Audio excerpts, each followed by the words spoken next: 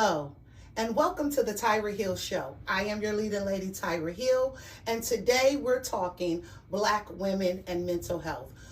For this conversation, I had to pull in a professional. She's near and dear to my heart because she is my therapist. Her name is Tracy Harris. Tracy, welcome. I'm so excited to have you, Tracy. Thank you for having me. Listen, it is so much going on.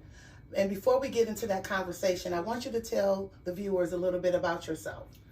Well, my name is Tracy Harris. I am a licensed master social worker in Baltimore City and Baltimore County is where I practice therapy with families, children, adolescents, those who have been suffering from trauma, and I specialize in grief and loss.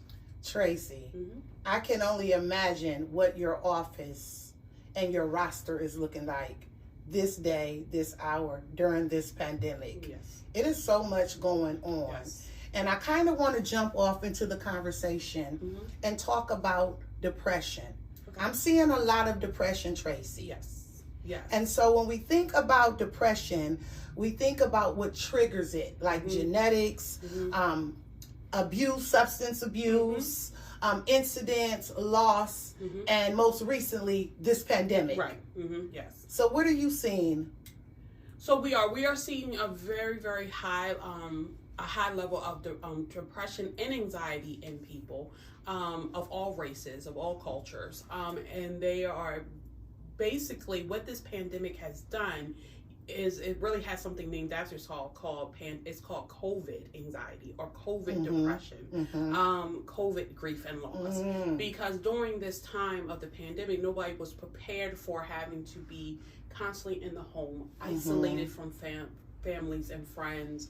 And what that has done is it has just heightened these behaviors and symptoms in people, and people not really understanding what's going on because it's something they never felt before. It's something they never had to deal with. So we have just seen very high levels of anxiety, depression, and that is what we're getting flooded with now in the mental health world. It's just a lot of people coming in because they need to learn how to cope.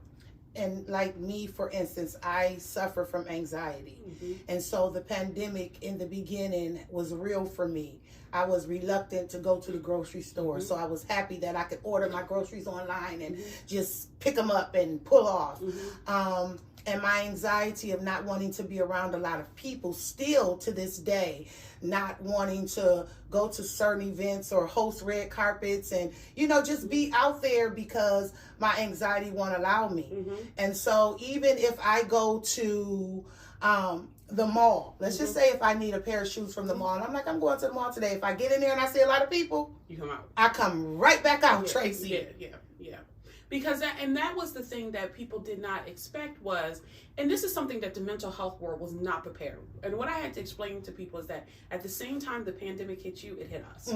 So we did not have Nobody was exempt. No, right, exactly. So we didn't have time to prepare people and to say, hey, look, here are some real good coping skills, because it hit us at the same time. And where people were kind of able to kind of maybe lay low, we were still working. Okay. And we were still trying to help people through the pandemic at this time. And that is a really big thing because a lot of people were afraid, and that's what anxiety is. So when you say I suffer from that or people are suffering, it's nothing but fear and worry, right, of the unknown. So much information was thrown at us at one time. So much fear was kind of, you know, like, oh, if I catch it, you know, people were dying. Yes. I didn't know, you know, what do I do? So it was really where we were showing people like not able to cope. And then depression was setting in because it was this thing of isolating, right? So now people who were used to being around people, going to jobs, having a routine, that whole routine was completely thrown upside down. And now people are like, now what do you do? So now we see people that were like, you know, I can't go out the house. I need a hug. Because those things are real in order to help manage depression and things like that. To be able to have a conversation with people face to face. So it was this thing where it was just kind of like, it kind of exploded. And people just didn't know what to do. And us in the mental health world was kind of like, wow, we didn't know what was happening, right? And we're trying to get to people and we're trying to give them all these resources. But it was a little bit, you know, we were behind the 8 ball also because we didn't know. It happened at the same time it touched everyone, it touched us too. And then you were yet trying to go through it yourselves. Yes. And when you said something about losing people, the beginning of the pandemic was horrible because, like you said, everybody was uncertain. There was no certainty. You didn't know if you were going to live. You didn't know if you were going to die. And then it didn't make it any better that they estimated that 1 million people would die. So we're watching the numbers go up and thinking, am I going to be one in the number? Right. You know, and me being from Michigan, I lost over 20 some family members and friends. And so that really set in with me. And I'll never forget feeling so hopeless, Tracy, and feeling so broken because at this time you couldn't travel. Right.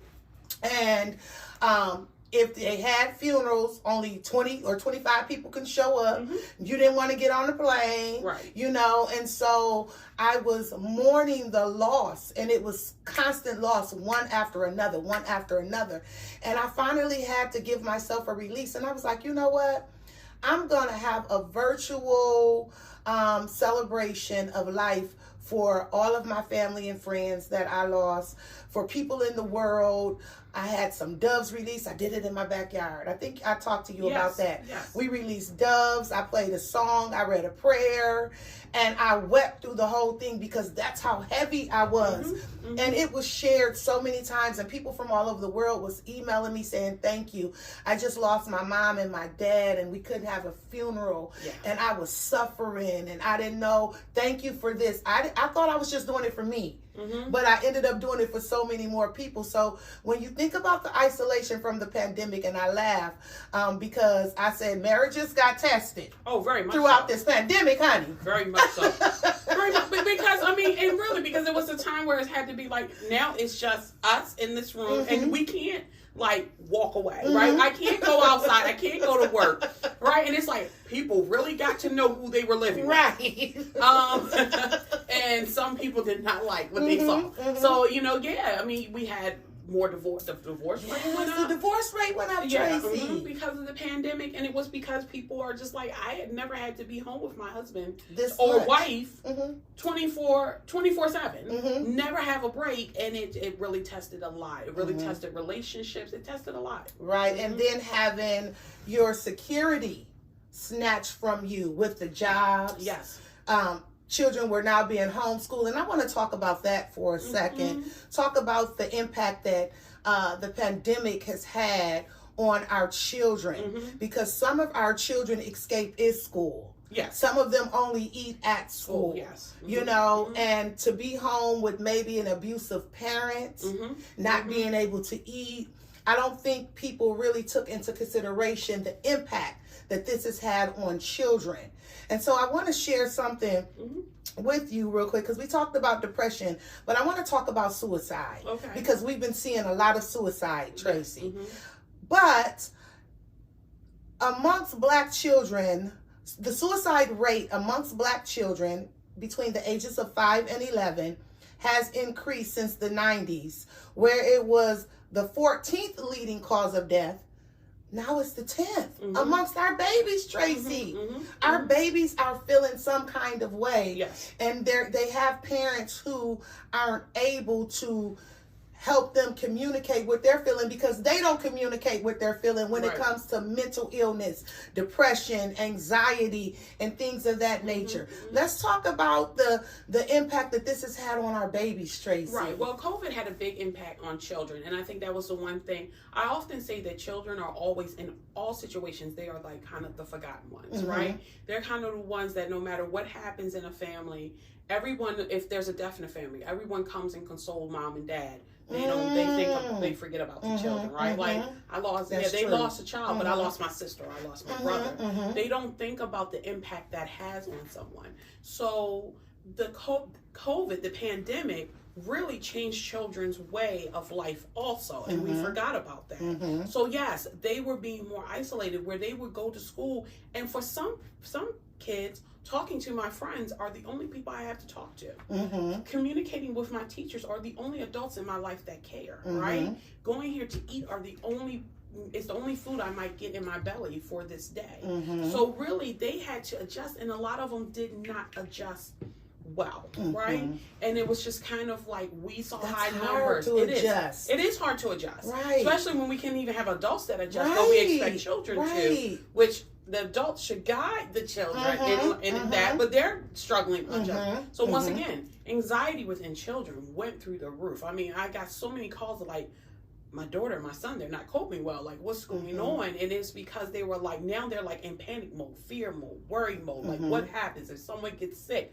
I don't want to get sick, right? Because it was so much stuff talked around death once again and things like that. And children don't really understand the concept of death. It was serious. Yeah, it was serious. So it was very, very difficult for children to also get used to this new way of life.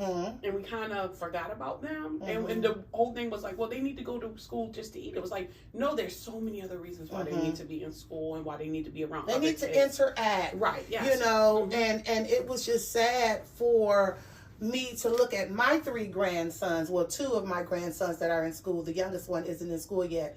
But see them struggle with virtual learning. That was another thing. And real quick, can we just give it up for the teachers real quick? Yes, most definitely. Most Can definitely. we just give it up for the educators real quick? Right. You know, because teaching virtually, and I have a lot of educators that are friends of mine, and teaching virtually has been really, really a challenge for them. Yes. And the reason being, one, technology wasn't working like it should. They were hacking the Zoom teachers. They had to come up with another plan. And then the biggest one is our children were lacking. Some of our children were lacking academically. Right. So it's hard to teach a 5th grader class when you have 10 people in the class that's at 5th grade level and everybody else is underneath. Exactly. Right. Some children need hands-on. Like, I'm a hands-on learner. Right. Well, that was the thing. It was like, now they started to see, every kid didn't do well, right? And what was a lot of teachers were telling me was the children that were struggling the most, maybe the children that were suffering from ADHD or something, were doing better at home because they could take breaks, right? Like they could, we had a break. That's another perspective. That's another perspective. So they were doing really well. But the kids that didn't have anything wrong, that excelled, that needed to be in a classroom, were suffering. So it was like, what do we do with this? Because some teachers were like, yeah, my problem kids, or the kids that were causing the most issues in my classroom, are actually doing really well at home because they have individual attention, mom and daddy there, this and that, but my other kids are really, really struggling. So it was not and I don't know how the teachers did it. I don't know how they were able to kind of balance that so that everybody got what they need. Right. And I think they did the best that they could. They did the best that they could with what they had, Tracy. And I think a lot of us needed to extend grace during this pandemic. Most definitely. Because it was a lot going on. I mean, I found myself the anxious chick. Extending more grace. Like ordering things and it would take months to get here. You know what I'm saying? And I understood because the world was shutting down. Yeah. And while the world was shutting down, we were shutting down emotionally, Tracy. Yes. And I'm talking about this suicide rate has skyrocketed. Yes. I have 2020, 2021, and now 2022. I have realized more people have committing suicide than ever before in my life.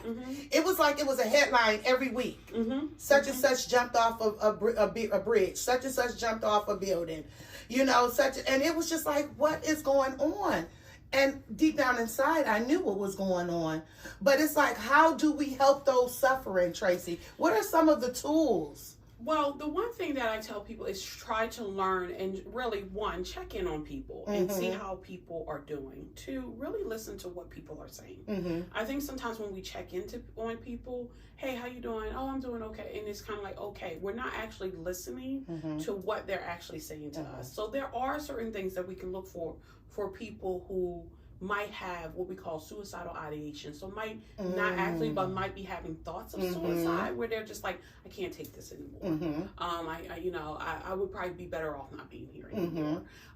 Things like those type of phrases are kind of like, well, wait a minute, let's talk about that for a minute. What do you mean by that? So when we talk to people, we actually really need to listen to what they're saying, but there's also certain behaviors that we can look at people who are suicidal. some people who are suicidal isolate more. Okay. They actually distance themselves from friends and families. They'll actually start giving away things. Okay. So personal belongings that mean a lot to them, they'll actually start giving those things away. Wow, Tracy. Right. Come on now. So, and then you also have what we call this euphoric rise, where some people will actually get very cheerful and happy because they actually have made up their mind that they're going to commit suicide. So that's a burden off of them. So you'll see their mood after a long depressed state. If you can see someone who's really depressed, maybe they've been depressed for months, and then all of a sudden they're like, I'm doing great, I'm happy, everything is wonderful. That's kind of a sign, because it's kind of like, well, wait a minute, you've been depressed for like a year now. All of a sudden you're happy and everything. You're not on medication. You're not seeing anyone. You're not doing any of these happy. That can be a sign of suicide also. These are good things to know. Come on, Tracy. This is good. Right. So these are behaviors. Okay. Because not everyone who is suicidal is going to come out and say, I'm going to kill myself, right? That statement can also be someone asking you for help, right? Like, I need help. So they'll say, I'm going to kill myself. Okay, you know what? We got to get you in to talk to somebody, right? That can be a sign of help. So I have to tell people all the time, because people are like, I didn't know. They didn't tell me. And I think a good example of that is Regina King's son, who he did not tell his mom. She had no idea that he was struggling in any way, shape, or form. He didn't say anything, right? She was like, I don't know. I didn't know. So not everyone who is suicidal are saying these things or are talking to people. Sometimes they're very quiet. They isolate. They pull away. So now we have to start looking at behaviors. Like, we haven't seen him in a while. Why doesn't he come around? Right. We need to kind of call him. He's not calling. He's not coming to family. He's not engaging. Events. Right. We need to find out what's going on. A change of pattern. That's what I'm hearing you say. And so, Tracy, you said something, and I want to put a pin in it right there. What if someone says, I'm thinking about killing myself? What should the response be? I know to never downplay that. Right. What should the response be, Tracy? So if you're not, so for us as clinicians, we know what to do with that term when someone says, hey, I'm going to kill myself. We know what is the next step, right? And not everyone can assess for suicide, so I'm not going to tell you to assess. Right. If you're not in the clinical realm, do not sit here and say, well, I'm going to start assessing someone. You don't know what you're looking for. We do. What I will say, if someone comes to you and say, you know what, I think I'm going to kill myself, it's time to go to the hospital. So, and I asked that question for the parents out there, because a lot of times as parents, I'm a parent, and we downplay things, or we hear you but we don't listen, and I know if I was a parent and my child said, Mom, I'm depressed, I'm thinking about killing myself, I would be lost and stuck.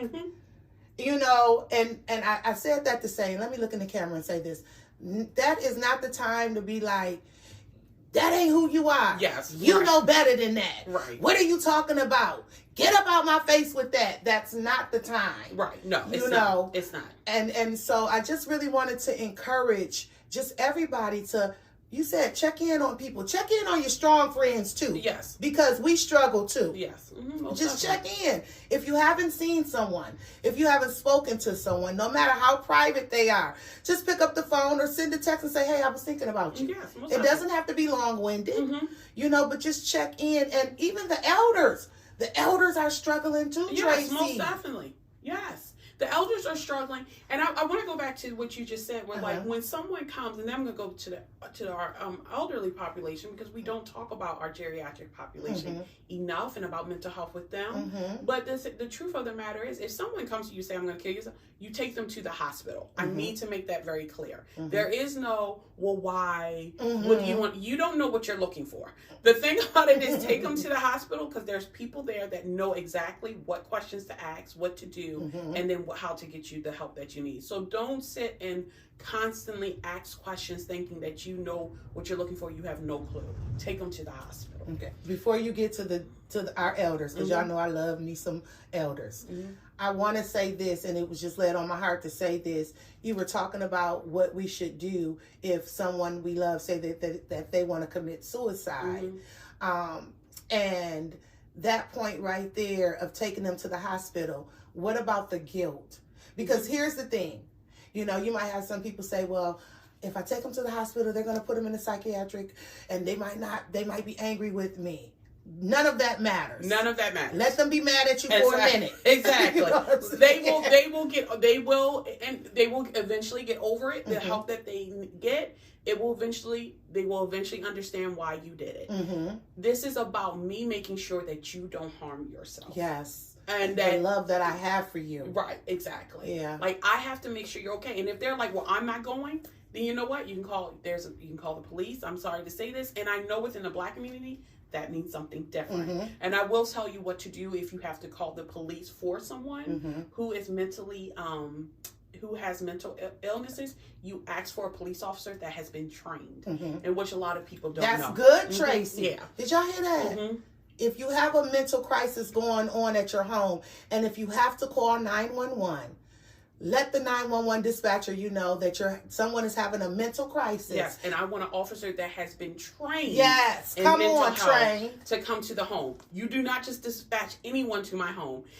There are, and you can say it on the. I have done this because I do it all the time. When I am working with a client and I have to call the police officer out, the first thing I say to the dispatch is, I want, one, I'm going to stay, but two, I want an officer that has been trained in mental health. And they will send someone else. And that's for Baltimore City, Baltimore County. Every county should have officers that have been trained in mental health, but you have to ask for it. But this is good. This is good information because I didn't know that, Tracy. And the reason being, Tracy, I'm going to touch her, but you know. No, you're fine. You're fine. The reason being is because within the African American community, there is some, can't call the police, because when the police show up, and if it's a mental health crisis going on, my loved one is most likely to get shot down and murdered. Right. Because no one is trained. Right. To come in, look at the situation, say, okay, yeah, they're not violent. They're make a chemical imbalance. Something is going on, and we need to get them to a hospital. Yes. That's good information, Tracy. Yes. I didn't know that. I think I know everything, but I didn't know that. Yes. No, a lot of people don't know that, and that's the problem, because most of them, they will just dispatch police officers. Now, of course, when I'm on the scene, I stay with my clients when the officer comes, and I meet the officers at the door, and I let them know what's happening and how we're going to proceed going in. But there are officers, you can call that, and then you can call crisis response. Every county should have a crisis response team that should be responding. But they're doing better with this now. But I tell people all the time, as soon as they call me and they're like, Miss Tracy, so-and-so is acting up, I'm like, call the police and ask for a police officer that is trained in mental health to come to the home. That makes a big difference. Let's talk about our seniors. I love seniors. Yes. I have one living grandmother left. She's just turned 89 years old, and that's my baby doll. She's so precious to me. So when it comes to the elders and them struggling with mental illness and this pandemic of being isolated, their family members are visiting them through their windows at the nursing homes. Some of them haven't been touched in a long time. A hug speaks so much volume. Yes, it does. It does. So our seniors are another one that I would like to say they're the forgotten population. When we talk a lot of times about mental health, or we talk about anything, even when we talk about STDs and all these things. I mean, really, honestly. Yeah, because they be up in there getting it on in them homes. Yes. We don't like that. Right? It is the truth. It's the truth. Okay. They don't ever include our geriatric population, which I don't understand, because they're people too. And these are usually our geriatric population are people that have gone through so much. So they've been through, civil rights in the Black, the Depression era, the Spanish flu, everything. They survived. They survived a lot, and they have so much trauma. A lot of them have a lot of trauma in their background. I mean, just think about it now. If you were in the civil rights movement, just think how traumatic that was on itself, right? We don't ever talk about that. Right. We don't ever want to kind of like deal with those things. So the thing about it is that our elders are suffering too, and those are people that need to be checked on. Like, how are you feeling today? And just to sit and have conversation with them, just to see where they are and how they're feeling, and if they need anything.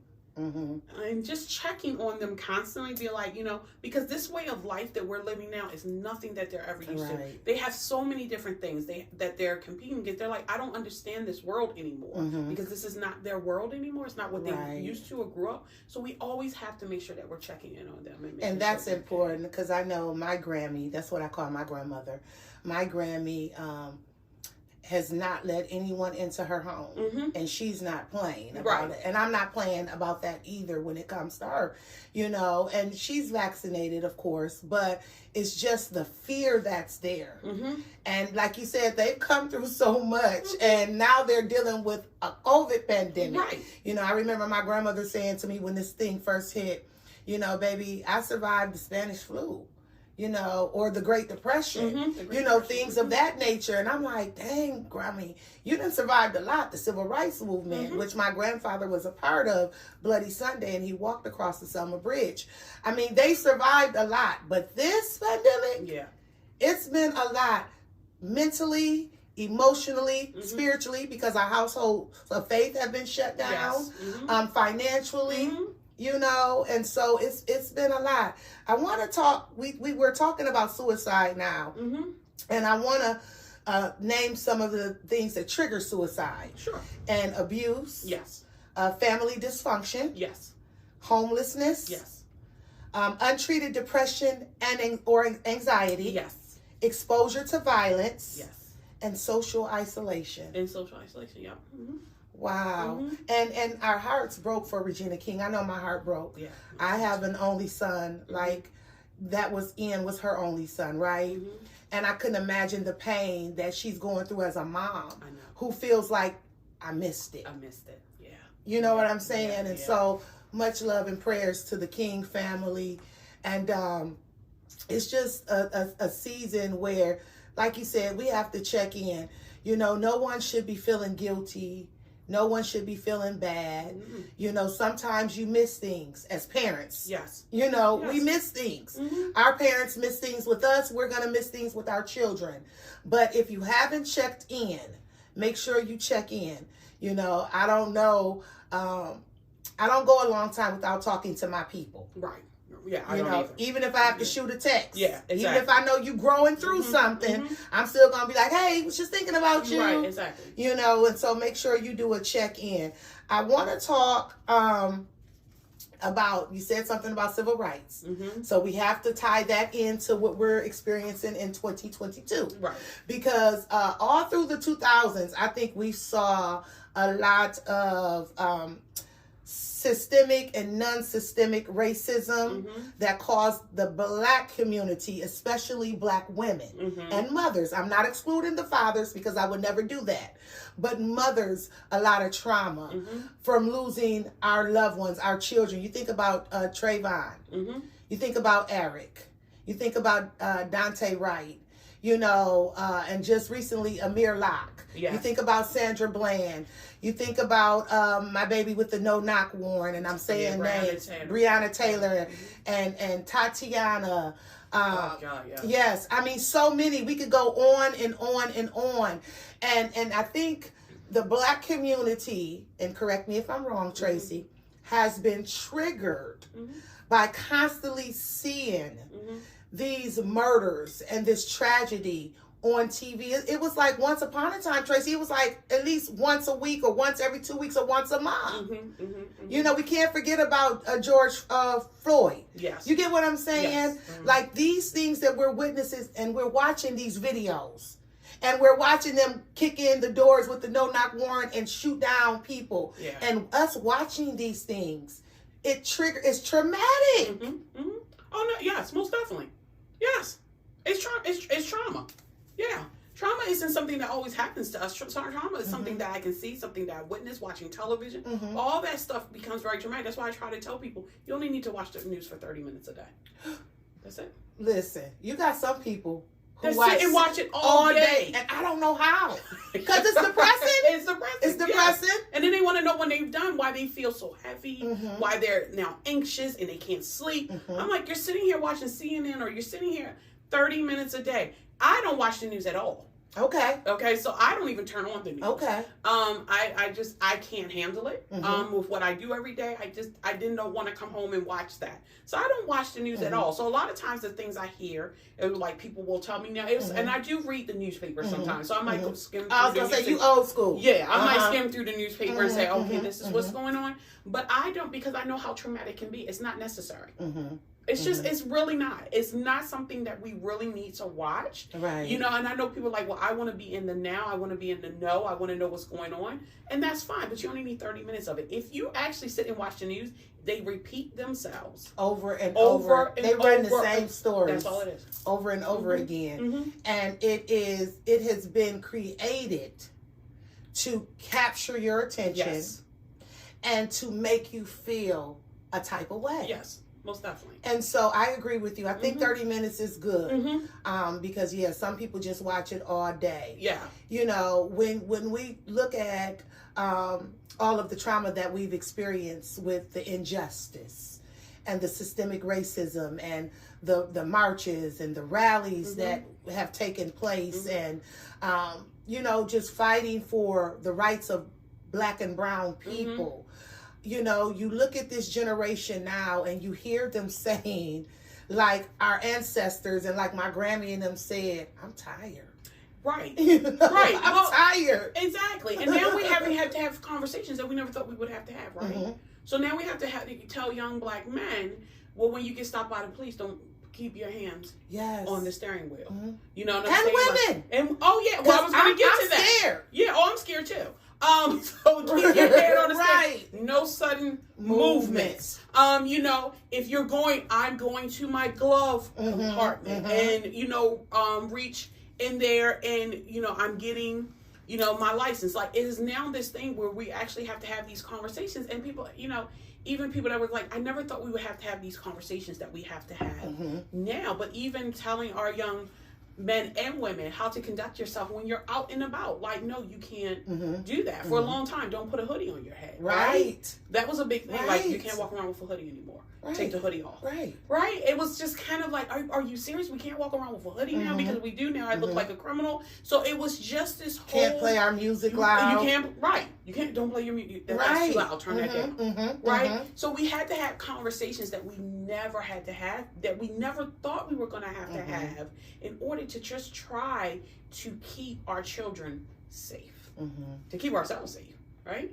And it really did bring on just a lot of anxiety and depression and just that trauma. Like, my son is now leaving the house and I'm afraid, is he going to come back home? Listen, let me share this with you, because I'm a real mama and a real nana, right? And a real wife. I remember my son was driving to Atlanta. And I think I might have said something to you about it because it triggered some anxiety in me. And I was like, no, don't drive. Buy a plane ticket. You know, I don't want you to drive. You got to go through North Carolina. You got to go through Virginia. You got to go through South Carolina. Then you got to go through Georgia. I don't want you to drive this drive by yourself. And he said to me, he said, Mommy, I'll be fine. Now, my son is 30. Right? He's like, Mommy, I'll be fine. And I'm saying to him, don't you realize what's going on in the world? Right. At any given second, you could be pulled over by the wrong cop who's having a bad day, who just hates Black people. And I can't get that call.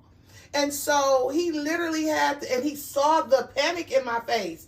And he was like, Mom, I was like, you don't know what I go through as a mother. You know, and so I said all that to say this. If your mom or your dad is being a little extra, as they call it, you know, you being extra. You're being extra. We have a right to be extra. Right. Don't feel any type of way about it. We're really, really telling you how we feel. You know, don't downplay it and just listen. And even if you don't choose to change the way you're going to travel, you know, just listen and allow for them to convey to you their worries. Yes. Because it's really, really real out here. You know, and I remember being that careless at his age. Yes. Nothing could bother me. Right, nothing. You know, and I was invincible. Right. Now that I'm seasoned. Right. And I done been around a couple of blocks. Right. No, baby, fly. You know, so I think, like I said, everybody needs grace during this moment. Everybody needs to understand that people have the right to feel the way that they're feeling. And so when we talk about the mental illness, especially within our community and things that trigger it, and we know seeing our Black and brown men and women being murdered in the streets has been a trigger. What can we do, Tracy? You know, and we said before, hearing police sirens every day, all day isn't normal. That's traumatizing. Ambulances every day, all day. That's not normal. That's traumatizing. Walking down the street and seeing drug paraphernalia in your neighborhood, that's traumatizing. And so I think when we think about things that are traumatizing, it's hard for people to relate to it because they don't realize that things are traumatic or traumatizing. There is a thing called community trauma.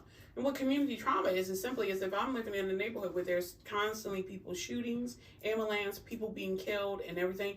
Not only does it traumatize person, the whole community becomes traumatized to it, right? This is the thing that people don't understand. When I hear a police siren or ambulance, that is for me to be like, what's going on, right? When I hear it, and I'm just like, okay. Or the helicopter. Yeah, and you're just like, oh, okay. Oh, it's just a police helicopter. It's just a police helicopter. No, honey, that's not normal. You understand what I'm saying? Because it's supposed to bring alarm. It's supposed to be like, oh my goodness. So you're saying now that I'm just like, it's just so whatever that I'm okay. That's a part of trauma that people don't understand. So there is a such thing called community trauma, and that's where these communities have had so much going on in them that everyone in the community is suffering. I don't have to actually it doesn't actually have to happen to me or my household for me to be traumatized for me to be traumatized by it. Right. But that's community, especially within the African American community, because if we're community, we're community. Right. We have block parties. We have a lot of things that, happens within the community. And it's not to take away from other races or ethnicities, not to say that they don't suffer from traumatic experiences or trauma. However, let me be extremely clear. The trauma within the Black community is different from trauma. Most definitely. Trauma in the other communities. The things that we have experienced. Even as a child, some of the things that I experienced growing up in the projects, or growing up, in the hood. I can guarantee you some of my Caucasian homeboys and homegirls have no clue. Have no clue. And so when we say things, and I always have to have this conversation. Tracy, this conversation is good. I appreciate this. When we say things and we talk about our trauma as a people of color, dear white people, it's not for you to size it up. No, it's not. It's not for you to say, but you get what I'm saying? Yeah, I don't know why that is. I don't know why it always has to be a thing. Well, think of we went. We're not downplaying what you went through, right? We're downplaying. We're saying that look, we are suffering and that we are being overlooked, and no one's really paying attention. You're going to get more. It's sad to say you're going to get more in the white community if you're suffering. You get more resources, right? I mean, we can just take it. We can just take, if you want to, we can just take the drug epidemic. Let's just take that, right? Well, when it was just in the Black communities, it was criminal. It was criminal. There were no, you didn't have any rehab centers, or methadone clinics. Methadone clinics, right? Yeah. All of a sudden, when it went outside of that community, now all of a sudden we have rehabs. We have these. It became health. It became a health crisis. It became a health crisis, right? And I'm like, yeah, but back in the 80s and when people were just like dying on the street in our Black communities, y'all really our uncles, our mothers, our fathers, didn't really everybody tend to go there. But now that it's now reaching other communities, it's an epidemic. It's been an epidemic since the 80s. I don't understand why all of a sudden now, but that's because it went outside of the Black community. So when we're talking about these things, we're talking about why is it that certain communities or certain races or culture of people aren't getting what they need in order to survive and have a really good life. Hold that thought. Listen. I need for you guys to make sure that you catch part 2 of this conversation. It has been informative and it's going to get even better with part 2. Again, I am your leading lady, Tyra Hill. I need for you to connect with me on social media, Facebook, The Tyra Hill Show, Instagram, The Tyra Hill Show, and Twitter, The Tyra Hill Show. Check out my website, thetyrahillshow.com. Don't go nowhere. We're coming back. And when you see me again, you will see part 2 of this conversation with Tracy Harris. Tracy, this conversation has been dope and deep. And I'm excited to do part 2 of this on the Tyra Hill Show.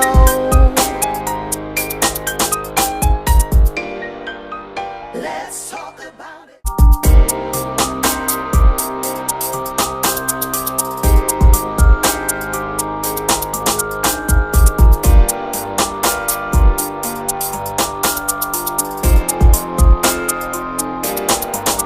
Let's talk about it.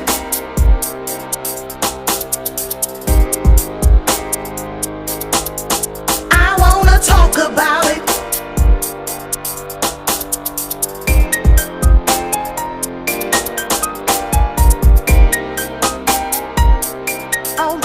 Have real conversations with my mom as a grown woman. It wasn't easy for her in the beginning because, and it was also deemed as disrespect because she never went to her mother to have real grown women conversations and set boundaries. And set boundaries.